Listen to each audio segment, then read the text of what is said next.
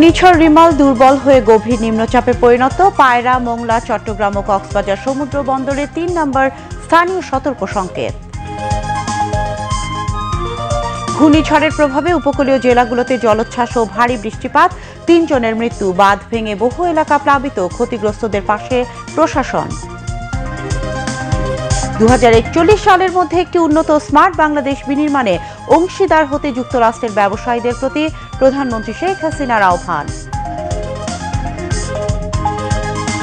ঘূর্ণিঝড়ে ক্ষতিগ্রস্ত মানুষের পাশে দাঁড়াতে জনপ্রতিনিধি সহ দলীয় নেতাকর্মীদের প্রতি আওয়ামী লীগের নির্দেশ। দুর্যোগে মানুষের পাশে না দাঁড়িয়ে সহযোগিতার নামে ফটো সেশন করে বিএনপি, বললেন ওবায়দুল কাদের। এবং বঙ্গবন্ধু কাপ আন্তর্জাতিক কাবাডি টুর্নামেন্টে আজ মালয়েশিয়ার মুখোমুখি হবে বাংলাদেশ।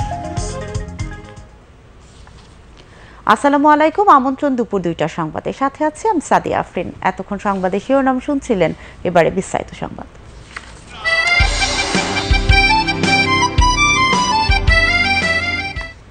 বর্তমান অস্ত্র প্রতিযোগিতা নিয়ন্ত্রণ করার জন্য জরুরি ব্যবস্থা গ্রহণ করা দরকার।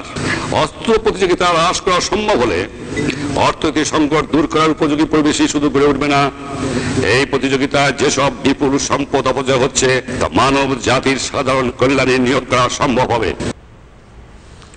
খুলনার কয়রায় অবস্থানরত প্রবল ঘূর্ণিঝড় রিমাল দুর্বল হয়ে স্থলগভীর নিম্নচাপে পরিণত হয়েছে। বর্তমানে যশোর ও তৎসংলগ্ন এলাকায় অবস্থানরত স্থলগভীর নিম্নচাপটি আরও উত্তর পূর্ব দিকে অগ্রসর হয়ে ক্রমশ বৃষ্টি ঝরিয়ে স্থল নিম্নচাপে পরিণত হবে।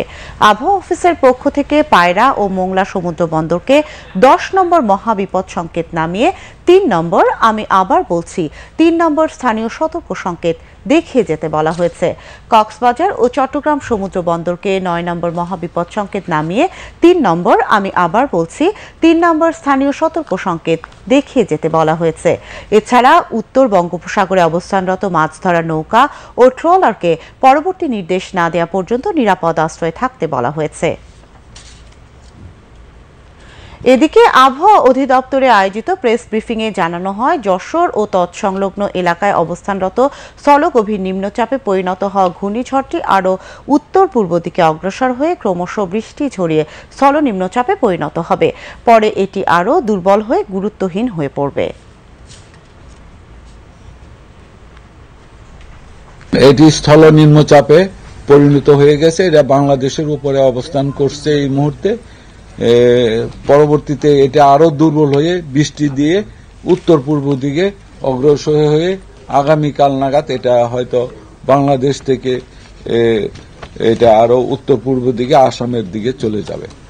এটার প্রভাবে আজকে ঢাকায় যে গুড়ি গুড়ি বৃষ্টি হচ্ছে, আবার একটু ভারী বৃষ্টি হচ্ছে, এরকম দমকা বাতাস হচ্ছে, এরকম সারা দেশই দেখা যাবে যে এই ধরনের বৃষ্টিপাত হবে।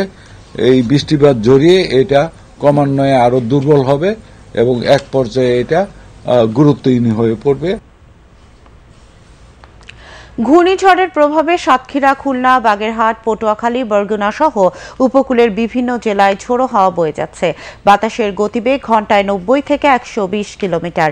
এর প্রভাবে বিভিন্ন এলাকায় জলোচ্ছ্বাসের সৃষ্টি হয়। ঝড়ের প্রভাবে হওয়া অস্বাভাবিক জোয়ারের তোড়ে বাঁধ ভেঙে প্লাবিত হয়েছে বিভিন্ন এলাকা। এ পর্যন্ত সাতক্ষীরা, পটুয়াখালী ও ভোলায় ৩ জনের মৃত্যুর খবর পাওয়া গেছে। বরগুনার প্রধান ৩ নদীতে জোয়ারের পানি বিপদসীমার ওপর দিয়ে প্রবাহিত হচ্ছে। অস্বাভাবিক জোয়ারের তোড়ে জেলার আমতলী উপজেলার পশরবুনিয়া গ্রামের বন্যা নিয়ন্ত্রণ বাঁধ প্রায় ৬০০ মিটার ভেঙে পায়রা নদীতে বিলীন হয়েছে। পটুয়াখালীর কলাপাড়া উপজেলার জালালপুর গ্রাম সংলগ্ন বন্যা নিয়ন্ত্রণ বাঁধ উপচে পড়ে ৪টি গ্রাম প্লাবিত হয়েছে। কক্সবাজারের স্বাভাবিকের চেয়ে বেশি উচ্চতার জোয়ারের পানিতে প্লাবিত হয়েছে ২১টি গ্রাম। বরিশাল নগরীর নিম্নাঞ্চল সহ অনেক এলাকা প্লাবিত হয়েছে।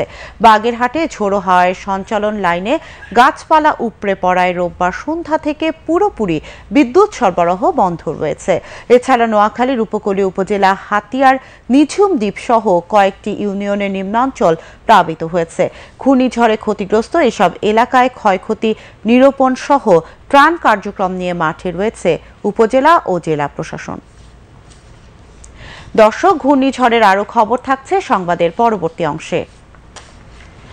2041 সালের মধ্যে উন্নত ও সমৃদ্ধ স্মার্ট বাংলাদেশ বিনির্মাণের যাত্রায় অংশীদার হতে মার্কিন যুক্তরাষ্ট্রের ব্যবসায়ীদের প্রতি আহ্বান জানিয়েছেন প্রধানমন্ত্রী শেখ হাসিনা। সকালে গণভবনে ইউএস বাংলাদেশ বিজনেস কাউন্সিলের উচ্চ পর্যায়ের প্রতিনিধি দলের সঙ্গে বৈঠকে প্রধানমন্ত্রী বলেন, বাংলাদেশ এখন বিশ্বব্যাপী আর্থসামাজিক উন্নয়নের রোল মডেল হিসেবে স্বীকৃত। ব্রিফিংয়ে প্রধানমন্ত্রীর speech writer M Nazrul Islam জানান, মার্কিন ব্যবসায়ীরা বৈঠকে বাংলাদেশে তাদের বিনিয়োগ নিয়ে উচ্চ প্রত্যাশা পোষণ করেন, পাশাপাশি বিনিয়োগের ক্ষেত্রে কিছু চ্যালেঞ্জের কথাও জানান। বিস্তারিত আতাউর রহমানের রিপোর্টে, ক্যামেরায় ছিলেন রুবায়েত হাসান। ইউএস বাংলাদেশ বিজনেস কাউন্সিলের উচ্চ পর্যায়ে নির্বাহী প্রতিনিধি দলের সঙ্গে প্রধানমন্ত্রীর বৈঠক। সোমবার গণভবনে বৈঠকে প্রধানমন্ত্রী বলেন, বাংলাদেশ বর্তমানে বিশ্বের দ্রুত বর্ধনশীল অর্থনীতির একটি। এটি এখন 35তম বৃহত্তম অর্থনীতি, যা 2030 সালের মধ্যে হবে 25তম বৃহত্তম অর্থনীতির দেশ, যেখানে উল্লেখযোগ্য অবদান শক্তিশালী বেসরকারি খাতার মার্কিন ব্যবসায়ীদের। United States has been a major economic and development partner for Bangladesh for decades. প্রধানমন্ত্রী বলেন, অনেক আর্থসামাজিক সূচকে বাংলাদেশ দক্ষিণ এশিয়ায় এগিয়ে। পরিকল্পিত পদক্ষেপ গ্রহণের ফলে দারিদ্র্যের হার যেমন কমেছে, তেমনি জিডিপি প্রবৃদ্ধি হয়েছে 6% বেশি। শুধুই আঞ্চলিক নয়, মার্কিন যুক্তরাষ্ট্র সহ বৈশ্বিক অংশীদারদের সাথে অর্থনৈতিক ও বাণিজ্যিক সম্পর্ক উন্নীত করার লক্ষ্য বলেন প্রধানমন্ত্রী। Bangladesh is a market of 170 million people and its location puts it in the heart of market of 3 billion. Its increased connectivity and neighboring countries makes it an ideal place for investment and trade in the region and beyond. Our focus is now to promote economic and commercial relations with not only regional but also global partners, including the United States. গত 1.5 দশকে তার সরকার বাস্তবায়ন করেছে একাধিক mega প্রকল্প, গড়ে তুলেছে 100টি বিশেষ অর্থনৈতিক অঞ্চল, রয়েছে উদার বিনিয়োগ নীতি। আর এ সকল সুযোগ সুবিধা কাজে লাগিয়ে বাংলাদেশের বিভিন্ন ক্ষেত্রে বিনিয়োগ করতে মার্কিন যুক্তরাষ্ট্রের ব্যবসায়ীদের প্রতি আহ্বান সরকার প্রধানের। United States would become our long term partner in achieving our development goals through trade, investment and technology transfer, and by creating a smooth and predictable supply chain for mutual benefit. I invite you to invest in our many vibrant and high potential sectors such as renewable energy, shipbuilding, automobiles, pharmaceuticals, light and heavy machineries, chemical fertilizers, ICT, marine resources and medical equipments, handicrafts, among others. I urge all U.S. business leaders to explore business opportunity and invest in Bangladesh. US Bangladesh business council দুই বন্ধুপ্রতিম দেশের মধ্যে বাণিজ্য ও বিনিয়োগ বাড়াতে গুরুত্বপূর্ণ ভূমিকা পালন করবে আশাবাদ প্রধানমন্ত্রীর। আহ্বান তার 41-এর স্মার্ট বাংলাদেশ বিনির্মাণে অংশীদার হওয়ার। I am glad to inform you that Bangladesh will be graduating from a least developed to a developing country in 2026. We aspire to become a smart nation by 2041. Here we need your support in increasing our global competitiveness and expanding our export base. I also call on you to remain with us as partner in our journey to a developed, prosperous and smart Bangladesh by 2041. অনুষ্ঠান সঞ্চালনা করেন প্রধানমন্ত্রীর মুখ্য সচিব মোহাম্মদ তোফাজ্জল হোসেন মিয়া। Ataur Rahman, Bangladesh television. আবারও ঘূর্ণিঝড় রিমালের খবর। প্রবল ঘূর্ণিঝড় রিমালের প্রভাবে দেশের দক্ষিণ পশ্চিমাঞ্চলের উপকূলীয় এলাকায় ব্যাপক ক্ষয়ক্ষতি হয়েছে। উপড়ে পড়েছে বহু গাছপালা, বিধ্বস্ত হয়েছে কাঁচা পাকা ঘরবাড়ি। ভারী বর্ষণ ও জোয়ারের পানিতে ক্ষতিগ্রস্ত হয়েছে ফসলি জমি। অনেক জায়গায় বিদ্যুৎ সংযোগ বিচ্ছিন্ন রয়েছে। স্থানীয় প্রশাসনের উদ্যোগে ঘূর্ণিঝড়ের ক্ষয়ক্ষতি মোকাবেলায় ইতিমধ্যে নানা পদক্ষেপ নেওয়া হয়েছে। এগিয়ে এসেছে রাজনৈতিক দলের কর্মীরাও। জেলা সংবাদ প্রতিনিধিদের পাঠানো তথ্য ও ভিডিও নিয়ে এমদাদুল হক পল্লবের ডেস্ক রিপোর্ট। ঘূর্ণিঝড় রিমালের প্রভাবে লক্ষ্মীপুরে বৃষ্টির সাথে বইছে ঝোড়ো হাওয়া। মেঘনায় স্বাভাবিকের চেয়ে 4 থেকে 5 ফুট পানি বৃদ্ধি পেয়েছে। জোয়ারের পানিতে প্লাবিত হয়েছে জেলার 15টি গ্রাম। পানিবন্দী হয়ে পড়েছে কয়েক হাজার পরিবার। এদিকে রিমাল আতঙ্কে আশ্রয়কেন্দ্রে আশ্রয় নেওয়া মানুষদের মাঝে শুকনো খাবার বিতরণ করেছে লক্ষ্মীপুর জেলা যুবলীগের নেতাকর্মীরা। এদিকে ঘূর্ণিঝড় রিমালের প্রভাবে ঝালকাঠির সুগন্ধা ও বিষখালী নদীর পানি স্বাভাবিকের চেয়ে 7 থেকে 8 ফুট বেড়েছে। প্লাবিত হয়েছে ঝালকাঠি জেলার 4 উপজেলার 2 শতাধিক গ্রাম। ফলে ব্যাহত হচ্ছে এলাকার লক্ষাধিক মানুষের স্বাভাবিক জীবনযাত্রা। এছাড়া তলিয়ে গেছে বিভিন্ন শিক্ষা প্রতিষ্ঠান, মসজিদ ও মাদ্রাসা। প্রবল বাতাসের কারণে আঞ্চলিক মহাসড়কে গাছ উপড়ে পড়ে যান চলাচল বন্ধ রয়েছে। প্রবল ঘূর্ণিঝড় রিমালের প্রভাবে পটুয়াখালীর কুয়াকাটায় গতকাল রাত থেকে নদ নদীর পানির উচ্চতা বেড়ে নিম্নাঞ্চল প্লাবিত হয়েছে। কলাপাড়া ও রাঙাবালির বেশ কিছু ভেরিবাঁধ, কাঁচা ঘরবাড়ি ও দোকানপাট ক্ষতিগ্রস্ত হয়েছে। তলিয়ে গেছে অসংখ্য মাছের ঘের ও পুকুর। উপড়ে পড়েছে অসংখ্য গাছপালা। এখনও ঝোড়ো হাওয়া ও বৃষ্টিপাত অব্যাহত রয়েছে। ঘূর্ণিঝড় রেমালের তাণ্ডবে ব্যাপক ক্ষয়ক্ষতি হয়েছে সাতক্ষীরার উপকূলীয় অঞ্চলে। রাতভর ভারী বর্ষণে তলিয়ে গেছে শ্যামনগর ও আশাশুনি অঞ্চলের কয়েকশো চিংড়ি ঘের। ক্ষতিগ্রস্ত হয়েছে কাঁচা ঘরবাড়ি। উপকূলীয় অঞ্চলের নদ নদীতে সকাল থেকে ভাটা থাকলেও বেলা 10টার পরে জোয়ারের পানি বৃদ্ধি পেয়েছে। 5 থেকে 6 ফুট পানি বৃদ্ধির ফলে ঝুঁকির মধ্যে রয়েছে উপকূল রক্ষা বাঁধ। ঘূর্ণিঝড় রিমালের প্রভাবে চট্টগ্রামে সকাল 6টা থেকে 9টা পর্যন্ত 3 ঘন্টায় 132 মিলিমিটার বৃষ্টিপাত রেকর্ড করা হয়েছে। আর এতেই মহানগরের বিভিন্ন এলাকায় সৃষ্টি হয় জলাবদ্ধতা। ফলে নাগরিক জীবন বিপর্যস্ত হওয়ার পাশাপাশি জলাবদ্ধতায় আটকা পড়ে নষ্ট হয় বিভিন্ন যানবাহন। এমদাদুল হক পল্লব, বাংলাদেশ টেলিভিশন। ঘূর্ণিঝড় রিমালের প্রভাবে ভোলায় ভারী বৃষ্টিপাত অব্যাহত রয়েছে। বইছে ঝোড়ো বাতাস। ভোলার শাহবাজপুর পর্যটন কেন্দ্র থেকে সর্বশেষ খবর জানাচ্ছেন ভোলা জেলা প্রতিনিধি মোহাম্মদ তৈয়বুর রহমান। ঘূর্ণিঝড় রেমালের কারণে গতকাল থেকে ভোলায় বিদ্যুৎ বিচ্ছিন্ন হয়ে রয়েছে।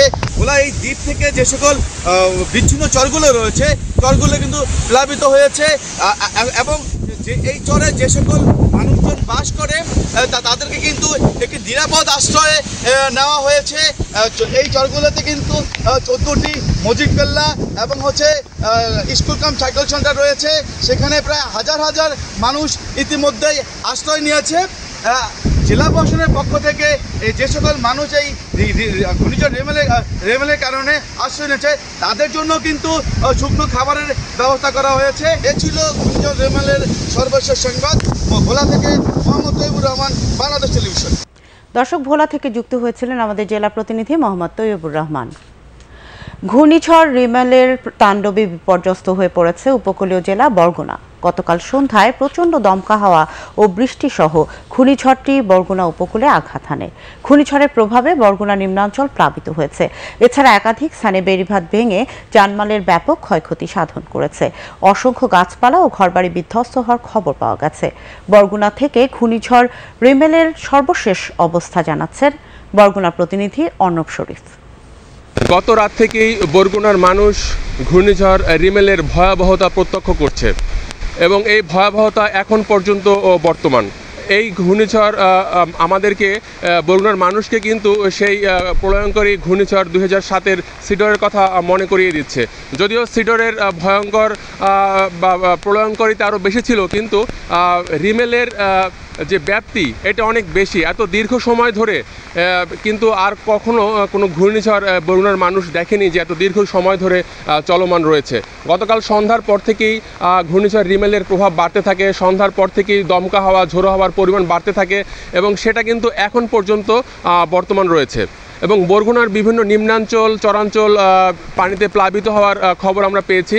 এছাড়াও বেশ কয়েকটি স্থানে বরগুনা জেলার পাথরঘাটা, বামনা এবং আমতলী উপজেলার বেশ কয়েকটি স্থানে ভেরিবাঁধ ভেঙে, স্লুইস গেট ভেঙে লোকালয়ে পানি প্রবেশ করেছে এবং জানমালের ব্যাপক ক্ষয়ক্ষতি সাধন করেছে। এছাড়া প্রচুর পরিমাণে গাছপালা এবং ঘর বিধ্বস্ত হওয়ার খবর আমরা পেয়েছি। এবং আরেকটা কথা জানিয়ে রাখি, গত মধ্যরাতের পর থেকেই কিন্তু বরগুনার বিদ্যুৎ ব্যবস্থা এবং টেলিযোগাযোগ ব্যবস্থা সম্পূর্ণ ভেঙে পড়ে। বর্তমানে কিন্তু কোথাও বিদ্যুৎ নেই এবং টেলিফোন নেটওয়ার্ক কিন্তু বন্ধ রয়েছে। আমরা জেলা প্রশাসনের সাথে কথা বলেছি। তারা আমাদের যেটা জানিয়েছে, যোগাযোগ ব্যবস্থা যেহেতু মোবাইল যোগাযোগ ব্যবস্থা বন্ধ রয়েছে, সেহেতু ক্ষয়ক্ষতির প্রকৃত চিত্রটা কিন্তু এখনও তাদের হাতে এসে পৌঁছায়নি। হয়তো আরও কিছু সময় গেলে আমরা বুঝতে পারবো যে এই ঘূর্ণিঝড় রিমেলের ভয়াবহতা আসলে কতটুকু। বরগুনা থেকে এই ছিল সর্বশেষ। দর্শক, বরগুনা থেকে যুক্ত হয়েছিলেন আমাদের জেলা প্রতিনিধি অর্ণব শরীফ। ঘূর্ণিঝড় রিমালের তাণ্ডবে সাতক্ষীরা উপকূলে নির্ঘুম রাত কাটিয়েছে কয়েক লাখ মানুষ। রাতভর ভারী বর্ষণ আর ঝড়ের তাণ্ডবে ভেঙে পড়েছে ৮ শতাধিক কাঁচা ঘরবাড়ি। অসংখ্য গাছ উপড়ে পড়েছে, ভেসে গেছে ৫ শতাধিক চিংড়ি ঘের। উপকূলীয় শ্যামনগরের নীলডুমুর এলাকা থেকে ঘূর্ণিঝড়ের সর্বশেষ খবর জানাচ্ছেন বিটিভির সাতক্ষীরা প্রতিনিধি মোহাম্মদ মোজাফর রহমান। ঘূর্ণিঝড় রিমেলের যে প্রভাব এখন কিন্তু সাতক্ষীরা সকাল থেকে গতকাল থেকে আজকে এখন পর্যন্ত বেলা এখন দুপুর 2টা এখন প্রচন্ড বৃষ্টি এবং একই সাথে ঝড়ো হাওয়া। আপনার মাধ্যমে দর্শকদের জানিয়ে রাখি যে নিশ্চয়ই লক্ষ্য করেছেন আমার পিছনে এটা খোলপেটুয়া নদী। এই খোলপেটুয়া নদী ইতিমধ্যেই 6 থেকে 7 ফুট জলশ্বাসে 6 থেকে 7 ফুট জলশ্বাস বৃদ্ধি পেয়েছে। সাতক্ষীরাতে এই বৃষ্টির কিন্তু আসলে কমবার কোনো সম্ভাবনা এই মুহূর্তে নাই বলে মনে হচ্ছে। আকাশে প্রচন্ড মেঘ এবং একই সাথে বৃষ্টি। এখন আমরা এখানে বাংলাদেশ বর্ডার গার্ড যেটা বিজিবি 17 ব্যাটালিয়ন নীলডুমুরের পক্ষ থেকে এখানে আশ্রয় কেন্দ্রে আসছেন। তাদের মধ্যে শুকনো খাবার বিতরণ করতে দেখা গেছে। আমরা সেখানে খাবার বিতরণের তাদেরকে দেখাচ্ছি। এই ছিল সাতক্ষীরা থেকে ঘূর্ণিঝড় রিমেলের সর্বশেষ খবর। দর্শক, সাতক্ষীরা থেকে যুক্ত হয়েছিলেন আমাদের জেলা প্রতিনিধি মোহাম্মদ মোজাফর রহমান। এদিকে কক্সবাজারে পরিস্থিতির কিছুটা উন্নতি হয়েছে। বাতাসের গতিবেগ ও ঢেউয়ের তীব্রতা আগের চেয়ে কমেছে। সেখানকার সার্বিক পরিস্থিতি জানাচ্ছেন সহকর্মী জাহেদ সরওয়ার সোহেল। যদিও সাগর এখনো উত্তাল, তবে এই যে একটু আগে যে ভয়াবহতা ছিল সাগরের অতি প্রবল বেগে বাতাস এবং যে ভারী বৃষ্টি তার কিছুটা কমে এসেছে। আমরা এখন সাগরের অবস্থাটা একটু দেখাতে চাই। যে এই মুহূর্তে সমুদ্র সৈকতের যে লাবণী পয়েন্ট আছে আর সেখানে এই উত্তাল অবস্থা আমরা দেখতে পাচ্ছি। তবে কিছুক্ষণ আগেও সাগর আরো বেশি উত্তাল ছিল এবং প্রবল বেগে বাতাস হয়েছিল। তবে এদিক আগে আমরা কক্সবাজার জেলা প্রশাসনের কর্মকর্তাদের সাথে জেলা প্রশাসন শাহিন ইমরান যেটি আমাদেরকে জানিয়েছেন যে কক্সবাজারের যে উপকূলীয় এলাকা সহ তীরবর্তী এলাকার 10,000 মানুষ অতি ঝুঁকিপূর্ণ যারা তাদের কাছে কেন্দ্রে নিয়ে আসা হয়েছে এবং তাদের খাবার ও রাতে তাদের জন্য পর্যাপ্ত আলোর ব্যবস্থা করা হয়েছিল। আর সেই সাথে আরেকটি বিষয় আমরা একটু জানিয়ে রাখতে চাই যে কক্সবাজারে এখনো পর্যন্ত যে কি ক্ষয়ক্ষতি হয়েছে এটি এখনো পর্যন্ত উপজেলা এলাকা থেকে সে কাছে নেই। তবে আমরা যদি বিভিন্ন জায়গায় যোগাযোগ করেছি, উপজেলা লেভেলে আমরা যোগাযোগ করেছি, সেখান থেকে যে তথ্য আমরা পেয়েছি সেই তথ্যে আমরা যেটা বলতে পারি যে খুব বড় কোনো ক্ষয়ক্ষতি এখনো হয়নি। অন্যদিকে যে জেলা প্রশাসক মোহাম্মদ শাহিন ইমরান আমাদের জানিয়েছে যে কোনো পরিস্থিতি মোকাবেলায় তারা প্রস্তুত আছে এবং মানুষ ক্ষতিগ্রস্ত হয়ে তাদের সেই ক্ষতি পুষিয়ে দেওয়ার জন্য ব্যবস্থা রয়েছে। কক্সবাজার থেকে এই আমার হাতে থাকা দর্শক, কক্সবাজার থেকে যুক্ত হচ্ছিলেন আমাদের সহকর্মী জাহেদ সরওয়ার সোহেল। ঘূর্ণিঝড় রিমালের প্রভাবে রাজধানীতে বইছে ঝোড়ো হাওয়া, সঙ্গে রয়েছে মুষলধারে বৃষ্টি। মধ্যরাত থেকে রাজধানীতে শুরু হয় গুড়ি গুড়ি বৃষ্টি। সকাল থেকে দমকা বাতাসের সঙ্গে বৃষ্টি বেড়ে যাওয়ায় বিপাকে পড়েছে শ্রমজীবী মানুষ। দমকা বাতাস সহ এই বৃষ্টি আরও 2-1 দিন অব্যাহত থাকতে পারে বলে জানিয়েছে আবহাওয়া অধিদপ্তর। ঘূর্ণিঝড়ে ক্ষতিগ্রস্ত মানুষের পাশে দাঁড়াতে জনপ্রতিনিধি সহ দলীয় নেতাকর্মীদের নির্দেশ দিয়েছে আওয়ামী লীগ। আজ দুপুরে রাজধানীর ধানমন্ডিতে আওয়ামী লীগ সভাপতির কার্যালয়ে প্রেস ব্রিফিংয়ে দলীয় এই নির্দেশনার কথা জানান সাধারণ সম্পাদক ওবায়দুল কাদের। দুর্যোগপূর্ণ পরিস্থিতি স্বাভাবিক না হওয়া পর্যন্ত বাংলাদেশ আওয়ামী লীগের নেতা কর্মীদের জনগণের পাশে থাকার জন্য নির্দেশনা প্রদান করছে। প্রধানমন্ত্রী দেশরত্ন শেখ হাসিনা সারা রাত জেগে দুর্যোগ মোকাবিলার সকল প্রস্তুতি তিনি মনিটর করেছেন। তদারকি করেছেন, উপকূলবর্তী এলাকার মানুষের দুঃখ দুর্দশার খবর নিয়েছেন, প্রয়োজনীয় নির্দেশনা প্রদান করেছেন। আবহাওয়ার উন্নতি হলে অতি দ্রুতই মাননীয় প্রধানমন্ত্রী ঘূর্ণিঝড়ে ক্ষতিগ্রস্ত এলাকা পরিদর্শনে যাবেন। এ সময় আওয়ামী লীগ সাধারণ সম্পাদক বলেন, দুর্যোগে মানুষের পাশে না দাঁড়িয়ে সহযোগিতার নামে ফটো সেশন করে বিএনপি। বিএনপি বিরোধী দল হিসেবে তাদের একটা রাজনৈতিক দলের দায়িত্ব পালনে তারা বারে বারে ব্যর্থ হয়েছে। তারা ফটো সেশন করে। বিএনপি দুর্যোগে তারা মানবিক কোনো আবেদন নিয়ে তারা মানুষের পাশে দাঁড়ায় না। আমরা অতীতে দেখেছি তাদের কাজই হচ্ছে ফটো সেশন করা। আমাদের প্রধানমন্ত্রীর নির্দেশে রোজার মাসেও আমরা সাধারণ মানুষের মধ্যে ইফতার বিতরণ করেছি, আর তারা ইফতার পার্টি করেছে। তাদের সাথে আমাদের নীতিগতভাবেই অনেক পার্থক্য রয়েছে। মানবিক বিষয়গুলো তারা কখনো মানবিকভাবে দেখেছে বলে আমাদের জানা। প্রেস ব্রিফিংয়ে উপস্থিত ছিলেন আওয়ামী লীগের যুগ্ম সাধারণ সম্পাদক আফম বাহাউদ্দিন নাসিম, সাংগঠনিক সম্পাদক বি.এম. মোজাম্মেল হক, এস.এম. কামাল হোসেন, মির্জা আজম, সুজিত রায় নন্দী সহ কেন্দ্রীয় নেতৃবৃন্দ। যে কোনো প্রাকৃতিক দুর্যোগ মোকাবেলায় জনগণের মাঝে পূর্ব সতর্ক বার্তা পৌঁছানো ও জনসচেতনতা তৈরিতে দেশে এমন অ্যালার্টিং সিস্টেম ক্যাব কার্যকরভাবে চালু করা প্রয়োজন। আজ বাংলাদেশ টেলিভিশন সদর দপ্তরে এশিয়া প্যাসিফিক ব্রডকাস্টিং ইউনিয়ন আয়োজিত দুর্যোগের ঝুঁকি সংক্রান্ত বিষয়ক কর্মশালায় আলোচকবৃন্দ এ অভিমত ব্যক্ত করেন। কর্মশালায় প্রধান অতিথি হিসেবে উপস্থিত ছিলেন দুর্যোগ ব্যবস্থাপনা অধিদপ্তরের মহাপরিচালক মোহাম্মদ মিজানুর রহমান। বাংলাদেশ টেলিভিশনের মহাপরিচালক ডক্টর মোহাম্মদ জাহাঙ্গীর আলম এতে সভাপতিত্ব করেন। বিটিভির উপমহাপরিচালক বার্তা ডক্টর সৈয়দা তাসমিনা আহমেদ কর্মশালা সঞ্চালনা করেন। Asia Pacific broadcasting union ABU এর প্রতিনিধি নাতালিয়া ইলিভা সময় উপস্থিত ছিলেন। দুর্যোগ ব্যবস্থাপনা ও ত্রাণ মন্ত্রণালয়, আবহাওয়া অধিদপ্তর, বাংলাদেশ বেতার, Bangladesh television, community radio association, Bangladesh NGOs network for radio and communication সহ বিভিন্ন প্রতিষ্ঠানের প্রতিনিধি ও কর্মকর্তাগণ কর্মশালায় অংশ নেন। দুর্যোগ ব্যবস্থাপনা অধিদপ্তরের মহাপরিচালক বলেন, শুধু দুর্যোগ মোকাবেলায় সচেতনতাই নয়, যে কোনো বিষয়ে জনগণের মাঝে সচেতনতা তৈরিতে কাজ করে যাচ্ছে বাংলাদেশ টেলিভিশন সহ দেশের গণমাধ্যমগুলো গুরুত্বপূর্ণ ভূমিকা পালন করে আসছে। আগামীতেও এর ধারাবাহিকতা বজায় থাকবে বলে আশা প্রকাশ করেন তিনি। জলবায়ু পরিবর্তনজনিত ঝুঁকি নিরসনে গণমাধ্যমের ভূমিকা শীর্ষক এক কর্মশালা আজ রাজধানীর জাতীয় গণমাধ্যম ইনস্টিটিউটে অনুষ্ঠিত হয়েছে। জাতীয় গণমাধ্যম ইনস্টিটিউট, NIMC এবং Bangladesh climate change journalist forum BCJF এর যৌথ আয়োজনে কর্মশালায় সাবেক সচিব সত্যব্রত সাহা, তথ্য সম্প্রচার মন্ত্রণালয়ের অতিরিক্ত সচিব তন্ময় দাস, BCJF এর সভাপতি কাউসার রহমান এবং সাধারণ সম্পাদক মোতাহার হোসেন সহ NIMCর ঊর্ধ্বতন কর্মকর্তাবৃন্দ এবং সিনিয়র সাংবাদিকবৃন্দ বক্তব্য রাখেন। জলবায়ু সংকট মোকাবেলায় বাংলাদেশকে বিশ্বের রোল মডেল উল্লেখ করে বক্তারা জাতিসংঘ ঘোষিত টেকসই উন্নয়নের লক্ষ্য অর্জনে, দুর্যোগ ঝুঁকি হ্রাস এবং আবহাওয়া ও জলবায়ু পরিবর্তনের চ্যালেঞ্জ মোকাবেলায় গণমাধ্যমের ভূমিকার উপর গুরুত্ব আরোপ করেন। কর্মশালায় তথ্য ও সম্প্রচার মন্ত্রণালয়ের আওতাধীন বিভিন্ন দপ্তর ও সরকারি বেসরকারি গণমাধ্যমের প্রায় 40 জন প্রতিনিধি অংশ নেন।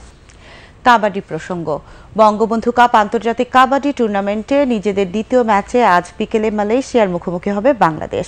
মিরপুরের শহীদ সোহরাওয়ার্দী ইনডোর স্টেডিয়ামে ম্যাচটি শুরু হবে বিকেল 5টায়। এর আগে গতকাল নিজেদের প্রথম ম্যাচে দক্ষিণ কোরিয়াকে 67-22 পয়েন্টে হারিয়ে আসরের শুভ সূচনা করে স্বাগতিকরা। দর্শক, দুপুরের সংবাদ শেষ করব, তবে তার আগে শিরোনামগুলো জানিয়ে দিচ্ছে আরেকবার। ঘূর্ণিঝড় রিমাল দুর্বল হয়ে গভীর নিম্নচাপে পরিণত, পায়রা, মোংলা, চট্টগ্রাম ও কক্সবাজার সমুদ্র বন্দরে 3 নম্বর স্থানীয় সতর্ক সংকেত।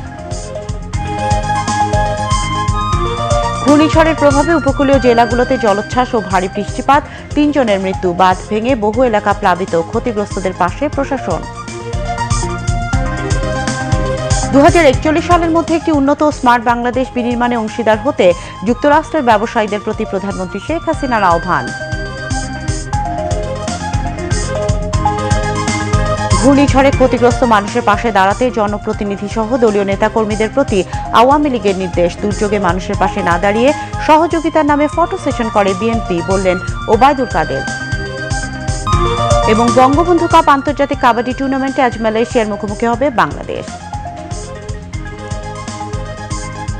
দুপুর সংবাদ এখানে শেষ করছি। এতক্ষণ আমাদের সাথে থাকার জন্য ধন্যবাদ। খোদা হাফেজ।